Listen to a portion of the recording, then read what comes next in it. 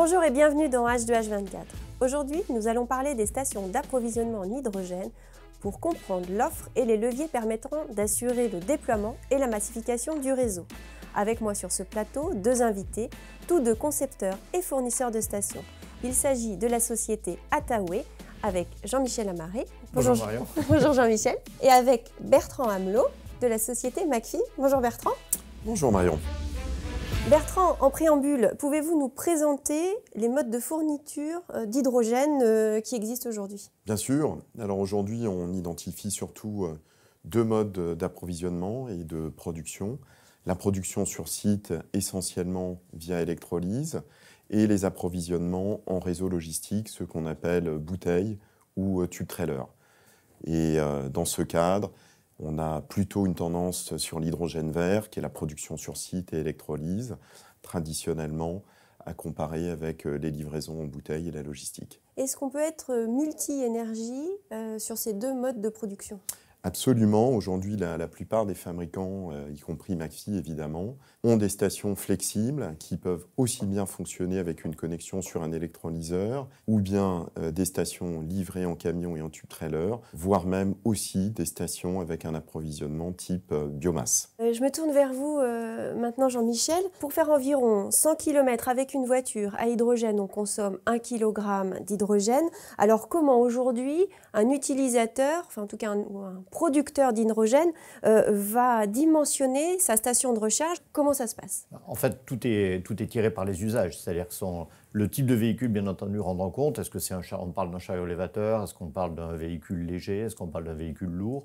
De quelle taille de flotte, de nombre de véhicules on est en train de se parler? Quelles sont les rotations et les kilomètres qui vont être faits par jour?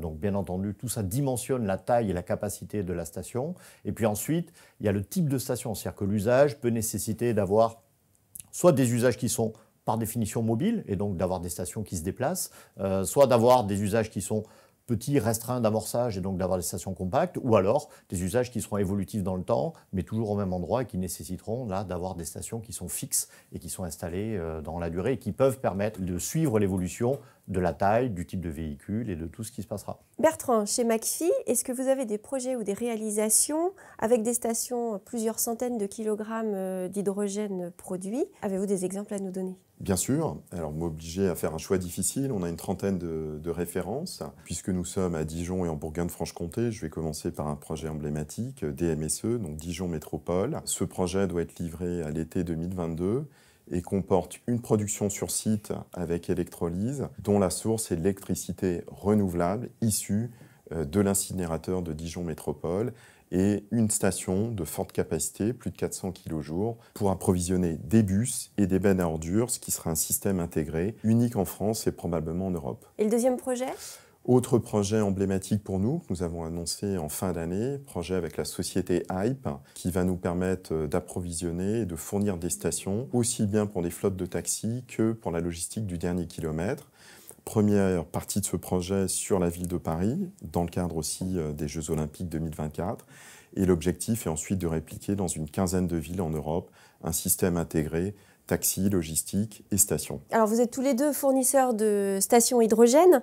Jean-Michel, est-ce que vous pouvez nous dire où en est le marché? Quelle est sa dynamique aujourd'hui? Où ça en est? Alors le marché est en train de se structurer aujourd'hui, d'accélérer sur différents segments. On voit qu'avec les segments de stations compactes, par exemple, on adresse le marché soit de mobilité légère, soit des chariots élévateurs, par exemple, ou de l'amorçage de projets avec des petites flottes de véhicules. Il y a également une tendance qui est en train de se déployer sur des marchés de plus grande taille, avec des véhicules lourds qui arrivent, mais également des véhicules légers, et des agrégations de multi-acteurs, multi-utilisateurs sur des territoires qui sont de plus en plus grands, à savoir des départements, des régions ou des métropoles qui déploient ces infrastructures et qui agrègent différents usages. Là, vers des stations qui, elles, montent en capacité et vont aller d'une centaine de kilos jusqu'à 4 à 800 kilos aujourd'hui, donc des stations plutôt évolutives qui répondent à ça. Et puis, un dernier segment qui est en train d'émerger et qui apparaîtra dans les futures années, ce sont pour les marchés, par exemple, des chantiers où des engins spéciaux travailleront pour le BTP, pour les travaux publics. Et chez McPhy, comment vous voyez la dynamique, le marché demain de l'hydrogène et des stations de recharge sur le territoire? C'est 500 à 1000 stations par pays d'ici 2030. La France a l'ambition d'un minimum de 800 stations. Et nous, on observe surtout aujourd'hui 3 segments qui se structurent. La logistique urbaine, d'une part, et la logistique du dernier kilomètre, le transport public et le transport lourd, et le transport régional avec les trains. Et pourquoi ces 3 segments? Parce que ce que nous observons aujourd'hui, et ça complète ce qu'évoquait Jean-Michel, c'est que sur la courte distance, le véhicule électrique fait le job, et qu'il y a une hybridation de solutions. On voit bien que sur le transport lourd et pondéreux, l'hydrogène a une valeur ajoutée. On transporte plus d'énergie avec moins de poids et on a un temps de recharge rapide. Oui, donc l'autonomie et le temps en fait. Exactement. Aujourd'hui, implanter une station hydrogène de production, ça a un coût qui n'est pas négligeable. Est-ce qu'on peut imaginer dans quelques années avoir une parité entre hydrogène et diesel ?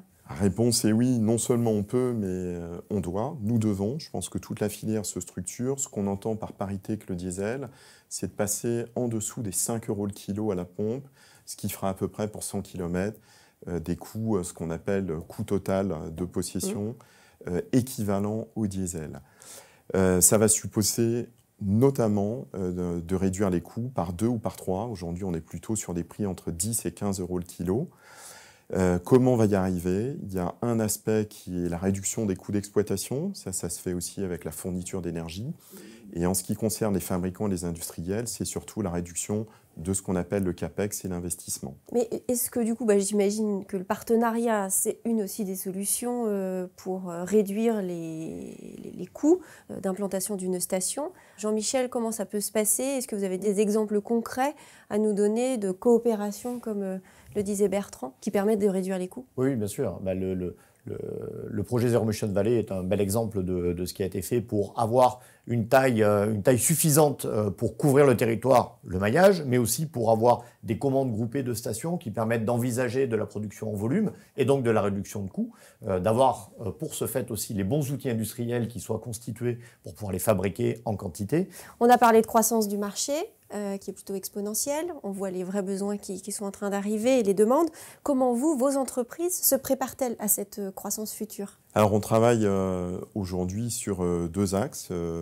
La partie produit, on en a parlé, on standardise évidemment pour réduire les coûts, mais on accompagne aussi la taille du marché avec des stations 800 kg, ça peut faire jusqu'à une quarantaine de bus, mais aussi jusqu'à 2000 kg à horizon 2-3 ans, ce qui peut représenter 10 trains à hydrogène.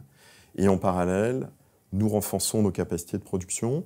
Donc l'été 2022, côté Maxi, on aura un nouveau site de production à Grenoble, plus de 4000 m², ce qui nous permettra, en régime de croisière, de faire jusqu'à 150 stations par an. Et sur le volet électrolyse, on renforce notre usine en Italie jusqu'à 300 MW par an. Je ne peux pas oublier évidemment Belfort. Dans le cadre du programme européen IPCEI, nous avons prévu une gigafactory qui permettra de faire fin 2024 jusqu'à 1000 MW d'électrolyse par an, si évidemment le Green Deal et les conditions du marché sont réunies. On sera aussi prêt.